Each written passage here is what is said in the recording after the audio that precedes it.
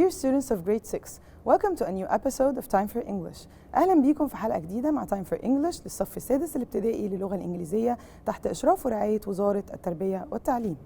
Last episode we have started Unit 4 and it was called Visiting a Film Studio. ابتدينا المرة اللي فاتت أو الحلقة اللي فاتت يونت جديدة كانت Unit 4 وكانت بعنوان زيارة استوديو لصناعة الأفلام. اتكلمنا مع بعض عن الحاجات اللي بتحصل في الاستوديو، اتكلمنا مع بعض عن ازاي نقدر نعمل conversation على التليفون، ازاي اكلم حد على التليفون، ازاي اقدر اسيب رسالة لو الحد اللي انا طالبه ده مش موجود. كمان اخدنا شوية activities وقلنا ايه اللي ممكن يحصل في الاستوديو لتصوير الافلام او في تصوير الافلام نفسها. Also, we have taken something called adverbs of frequency. الكلمات اللي بقدر استخدمها عشان أعبر عن مدى تكراري لحاجة معينة. Today we're going to add up to this and we are going to use the adverbs of frequency. هنتعلم النهاردة مع بعض إزاي هنستخدم ال adverbs of frequency وهنستخدمهم مع أنهي tense. Let's have a look. So here it says visiting a film studio. That's Unit 4, Part 2. So today we're going to be introduced to a new tense. في الحلقات اللي فاتت أخدنا زمن ال past simple الماضي. النهاردة هنتعلم مع بعض زمن جديد وهو اسمه ال present simple. present simple. اتفقنا قبل كده مع بعض إنه whenever we talk about any tense لما بنتكلم عن أي زمن لازم في حاجات معينة I tackle in that tense. في حاجات معينة بتكلم عليها في التنس ده. The first thing was the usage. Why or when I use this tense. The second thing is the keyword. الكيورد بستخدمها في ايه. وتالت حاجة الform. How I form the tense. ازاي بقدر اصرف الزمن ده. So let's have a look together. So the first thing here is the present simple. So the first thing we're going to talk about is the usage. الاستخدام. بستخدمه ازاي. If we have a look at the screen, we're going to find a line. ده الخط الزمني بتاعي. التايم line. My time line. So what do I have here? I have the past. Past means it has already passed. الماضي. Now this circle, if you can see, this is the present. It is where I am now. المضارع مكان ما أنا موجودة دلوقتي. And then the next one is the future. المستقبل. Okay. So last time we have spoken about the past. اتكلمنا عن الماضي.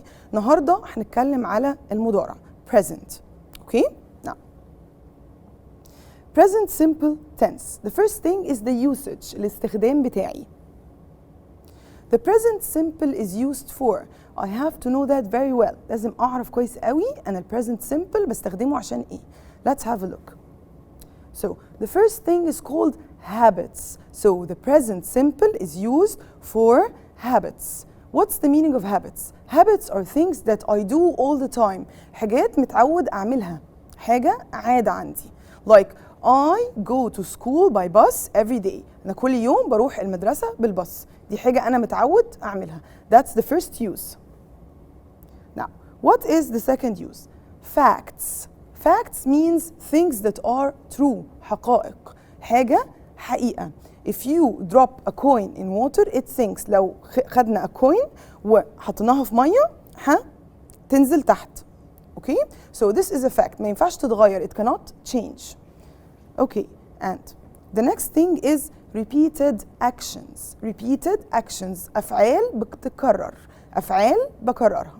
So we said that we use the present simple to talk about habits, facts, repeated actions. Habits حاجة متعود أعملها. Fact حقيقة. Repeated action. Action بكرره. Let's have a look at the examples. So the first example says he always gets up early. بيصحى دايما بدري. The sun rises in the morning. The sun rises in the morning. Let's have a look here. The sun rises in the morning. Which one from the three is it? Is it a habit, a fact, or a repeated action? الشمس بتشرق الصبح. What kind of usage is it? It is a fact, حقيقة. All right. So we have spoken about the usage. Now let's move to the keywords. Last time in the past simple لما اتكلمنا عن past simple المرة اللي فاتت اتكلمنا عن حاجة اسمها keywords. What are keywords? They are words that I use in a sentence and it shows me which tense I'm going to use. بتوريني أنهي زمن هستخدمه. طيب last time we have taken adverbs of frequency. أحوال التكرار. The adverbs of frequency are our keywords for the present simple.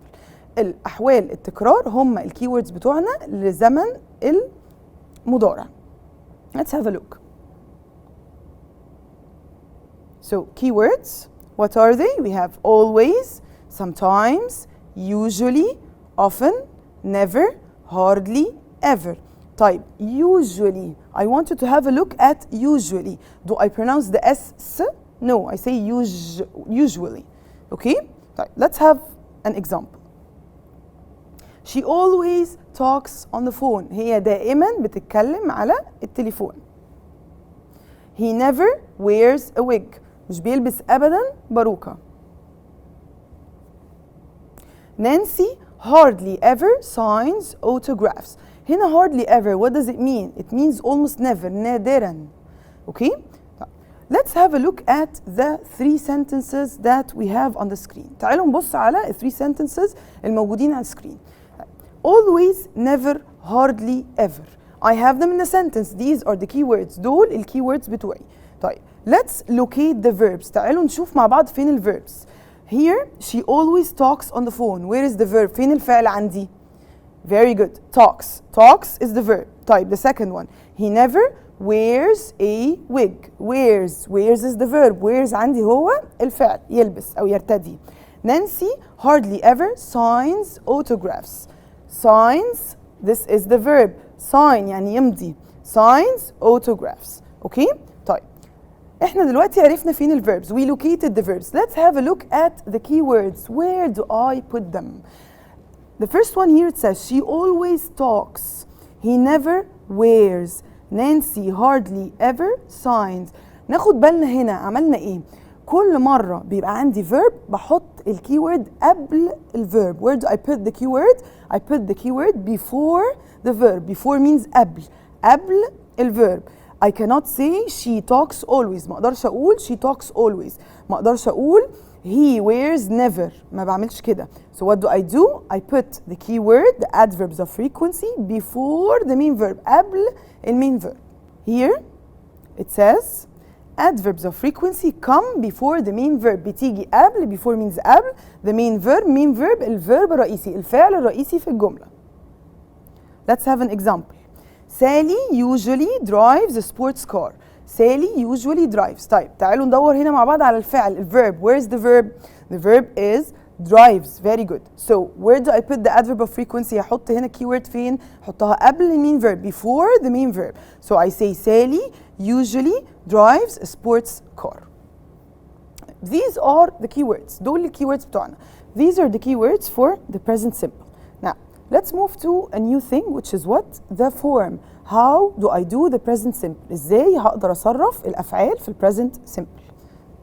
In order to do that, I have to talk about two parts. عندي singular pronouns وعندي plural pronouns. Okay?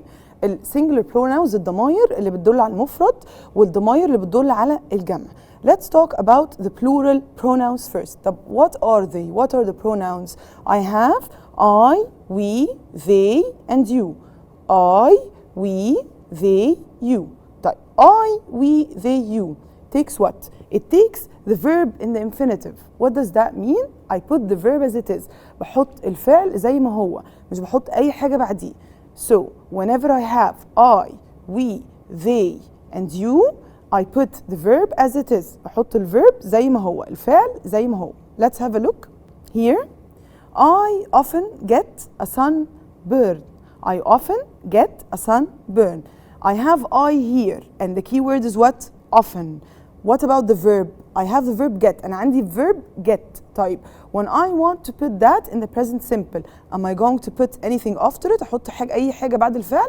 No. I am going to keep it as it is in the infinitive. هحط الفعل في المصدر. يبقى بقول إيه؟ بقول I often get a sunburn. Let's have a look. They sometimes visit a studio. They sometimes visit a studio. We have they. They takes verb only or I put anything after the verb? Verb only. بحط verb only. بحط الفعل بس بعد they. So I say they sometimes visit. they sometimes visit. مش بقول they sometimes visits. I can't say that. Alright. Now, let's have a look. We always talk on the phone. We always talk on the phone. So I have here we. If I have the pronoun we, لو عندي ضمير we. So what do? I put talk. Do I say talks? No. I put the verb as it is. بحط الفعل زي ما هو. Now, if I have I, we, they, and you, I put the verb in the infinitive. بحط الفعل في المصدر. طيب what about he and she and it? He and she and it takes something completely different. Okay? And in order to know that, let's go to the board to see how we can do the present simple with he and she and it.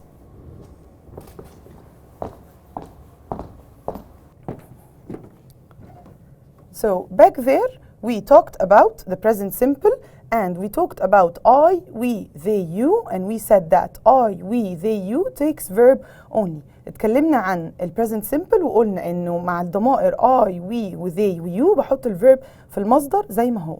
طيب let's have a look what we can do with he and she and it. So with he and she and it. So we have he, we have she, and we have it. Okay? So I have to put something after the verb. لازم أحط حاجة بعد الverb. إيه هي? The first thing is S. I put S. Like what? When I say cut, it becomes what?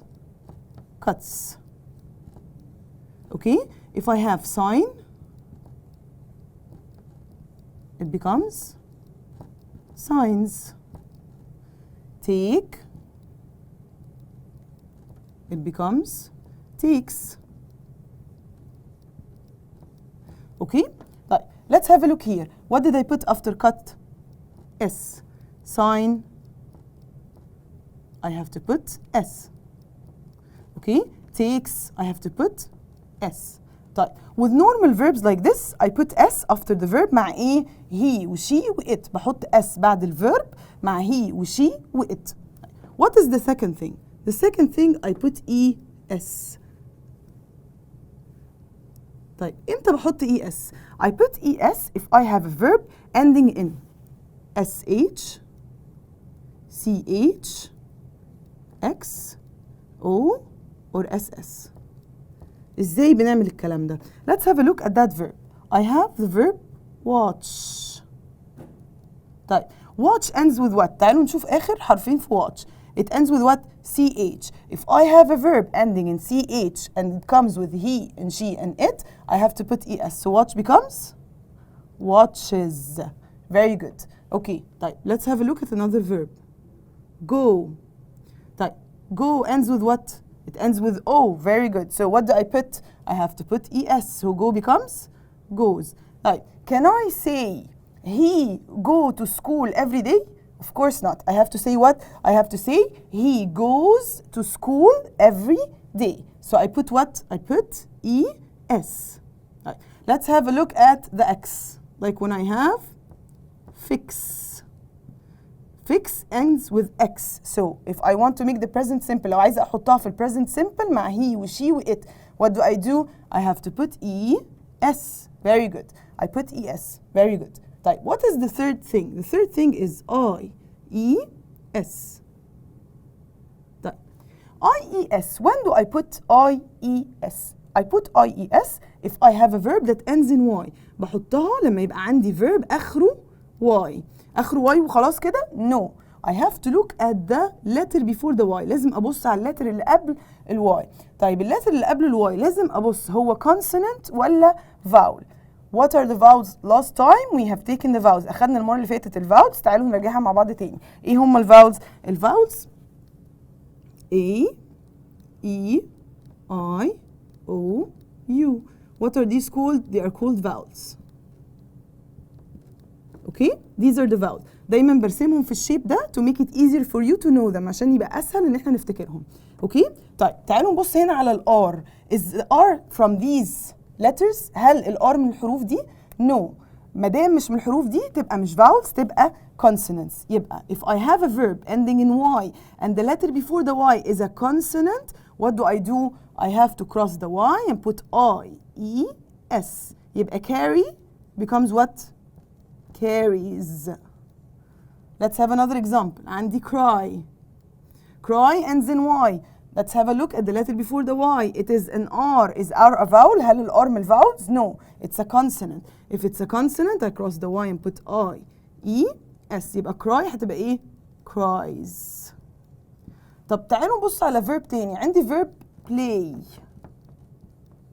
طيب play ends in Y, right? Let's check the letter before the Y. A. Is this a vowel? Yes, it is a vowel. If it is a vowel, do I cross the Y? No. I will keep the Y as it is and just put what? S. يبقى هعمل ايه؟ لو عندي verb اخره Y and the letter before the Y is a vowel, اللتر اللي قبل ال Y vowel, I'll keep the Y as it is and just put what? S. All this goes with what? He and she and it. Can I do it with I, we, they, you? No. يبقى ال S وال ES ال IES are put at the end of the verb. بحطهم في آخر الverb لما بيبقى عندي ايه؟ he و she و it. I, we, they, you takes what? It takes verb only. بقول I usually sleep early. I don't put anything after the verb. طيب now this is the affirmative. ده المثبت، الجملة المثبتة. لو أنا عايزة أعمل النيجاتيف أو الquestion هعمل إيه؟ Let's have a look at the question. I have for the present simple I have two ways of making the question. إيه هما؟ أول حاجة عندي do وتاني حاجة عندي does. Do and does. طيب which from the pronouns takes do and which takes does. أول حاجة عندي he و she و it takes does. Okay? And then I, we, they, you takes do. I usually say something. Do and does for me are considered big fish. What do big fish do? السمك بيعمل إيه? They like to eat. Big fish like to eat. طيب how? We have here do or does and we have the verb cleans. If the do and does the big fish it wants to eat, what is it going to eat? هتاكل ايه؟ لو السمك هنا اللي جواه do does هياكل ايه عندنا؟ It is going to eat the end of the verb. يبقى هتاكل ايه؟ هتاكل end of the verb. What does that mean؟ معناه ايه؟ انا هقدر استخدم هنا مع does هقدر اقول does he cleans؟ I can't. ليه؟ does comes with the verb only. يبقى if I have do and does I have to put the verb as it is. يبقى هقول ايه؟ هقول does he clean, okay, question mark, and then do they watch, question mark. Let's have a look. If I have does, what did I do? I put the verb as it is. Can I put s here? I can't. What do I have here with do? If I have do, again, I put the verb as it is. Yep, I have more than one way of making the question the present simple. عندي أكتر من طريقة أقدر أعمل بيها الquestion في present simple. أول حاجة do و do بتيجي مع I, we, they, you. وعندي does بتيجي مع he و she و it. لو عندي do أو does I have to put the verb as it is. I cannot add anything after the verb. Okay? Now let's go to the board again and have a look at this written.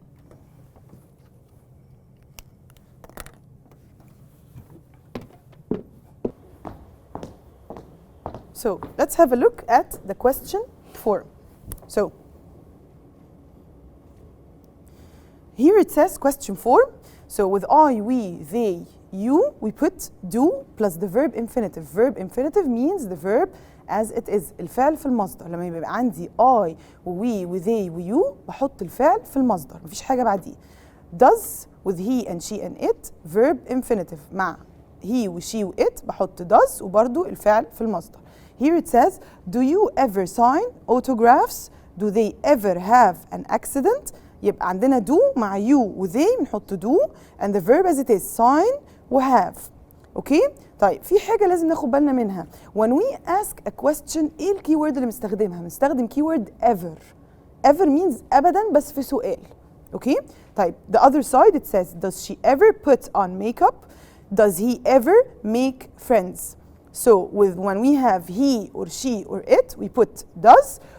Let's notice here. Here we have the verb put and make. Did we say puts? Did we say makes? No. When we ask a question, لما بنسأل سؤال بدو أو does بنحط الفعل زي ما هو. Now, let's move to the board for practice time and see how we're going to use the present simple with the keywords.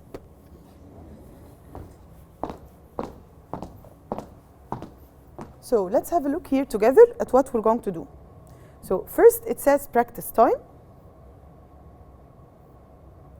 Practice time. Here I have to ask myself something. لازم أسأل نفسي سؤال. أنا عندي هنا prompts، عندي you, listen to music، وعندي usually. هعمل إيه؟ I'm supposed to make a question using you, listen to music, and then I'm supposed to answer it with usually. هعمل سؤال بال you, listen to music، استمع للموسيقى، وهجاوب على السؤال using the word إيه؟ usually. طيب لازم أسأل نفسي قبل ما أعمل السؤال ده، لازم أسأل نفسي سؤال.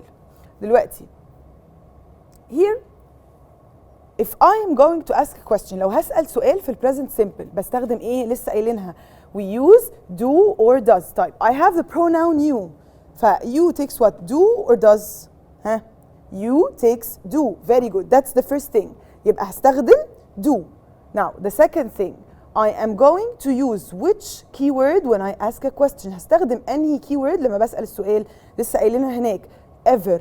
يبقى هنستخدم ever وهنستخدم do. طيب what about the verb? If I have do I put anything after the verb؟ لو عندي do بحط حاجة بعد الverb؟ No, I put it in the infinitive. So how do I make a question? هعمل هنا سؤال ازاي؟ What am I going to say? Let's have a look. Do you ever listen to music؟ عملنا ايه؟ حطينا do الأول وبعدين you and then the keyword ever وبعدين حطينا الverb زي ما هو. Do you ever listen to music? This is how I make a question. ودايما we have to notice if I have a question I have to put a question mark at the end. لازم أحط علامة استفهام في الآخر عشان سؤال. How do I answer it؟ هجاوب ازاي؟ طيب here I want to say usually. ما دام هنستخدم usually يبقى هنقول yes ولا no؟ هنقول yes. So I'm going to start by saying yes. Okay? وبعدين هقول you. الverb هنا with you. Do I put anything after the verb? No. So what am I going to say? I'm going to say yes, I usually listen to music.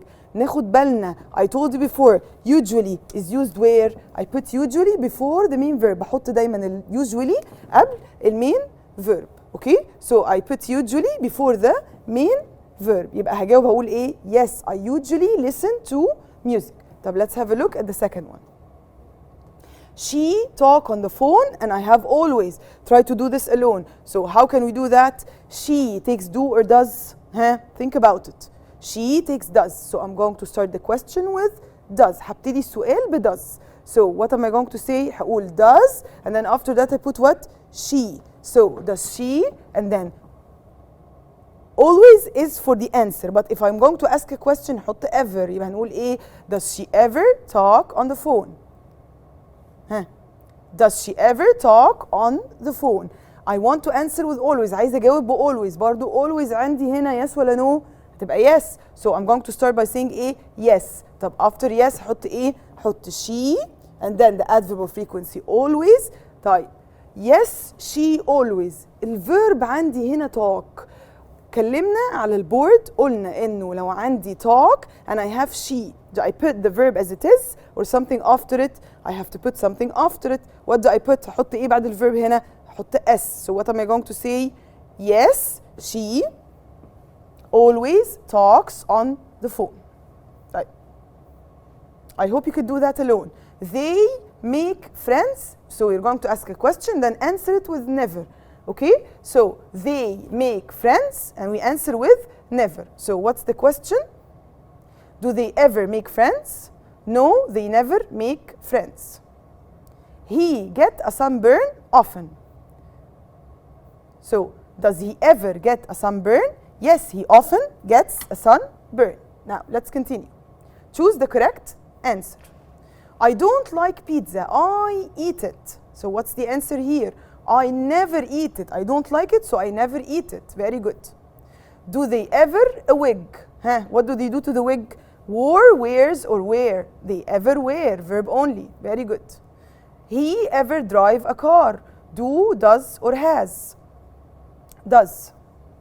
They usually autograph. Huh? Sign, talk, or drive? They usually sign autographs. Do you ever to music? Music بنعمل فيها ايه؟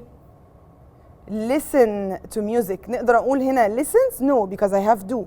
So do you ever listen to music? Now, let's go back to the board. All right.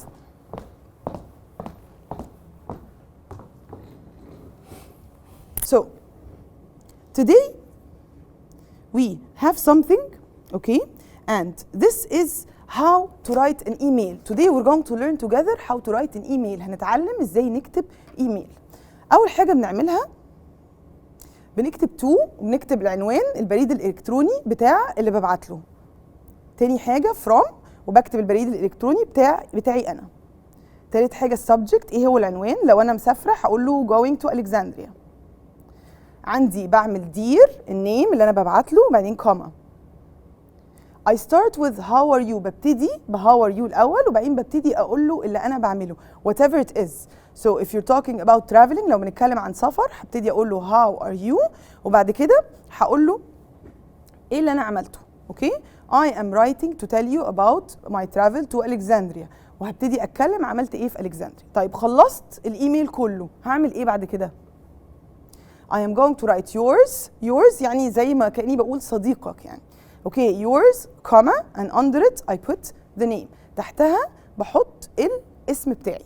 اوكي so I start with to البريد بتاعي العنوان بتاع اللي ببعت له، from البريد بتاعي عنواني انا الالكتروني طبعا، subject التوبيك ده عن ايه، وبعدين بكتب dear اسم الشخص اللي ببعت له comma وبعدين ببتدي لازم اسيب space هنا I have to leave a space and then write how are you question mark. I start with the whole subject and then after that when I finish I write yours comma and then under it my name. Okay?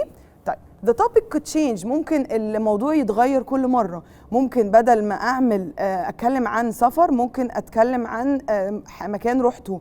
الفيلم ستوديو write an email to your friend about visiting a film studio. نفس الكلام هعمله بس المحتوى هو اللي هيختلف. Okay? Now, this is it for today. Next time we're going to start a new unit. Thank you for listening and I see you next time.